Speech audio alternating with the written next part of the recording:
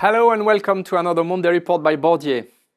In the US, where the news is dominated by budgetary issues and the trade war, we are keeping an eye on economic indicators.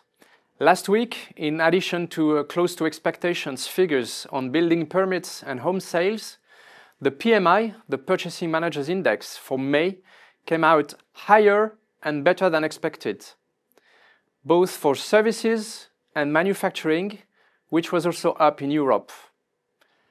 But what worries markets most remains the trade war, with the new threat of 50% tariff on European products, and even more the US budget and debt situation. And here, the Trump administration has won a hard-fought vote in the House of Representatives on the big beautiful deal, which must now go to the Senate. In practice, this text is a fiscal support package estimated at $3.8 billion over 10 years, excluding revenue from custom duties. The practical aim of this package is to make the economy grow faster than the debt. But this means abandoning Trump's initial goal of reducing the budget deficit. And it's a risky gamble. If it doesn't materialize, it will accelerate the unsustainability of the US debt and the loss of investor confidence, foreign investors at least, in America, its debt, and its currency.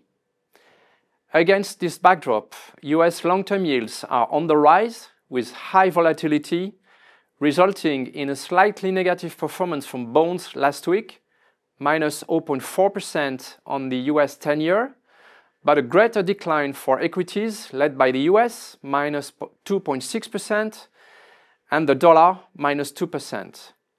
The dollar, on which we are underweight, has now fallen by over 10% since the start of the year against the euro and the Swiss franc. And dollar investors are also seeking refuge in gold, which has rebounded by almost 6% over the week. In our portfolios, we are taking profits on the Chinese carmaker BYD. The stock has outperformed the global auto sector by over 70% since joining our portfolios 18 months ago.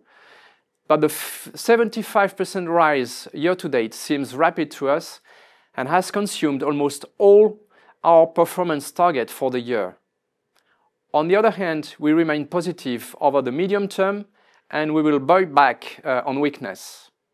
That's all for today. Thank you for listening and see you next week.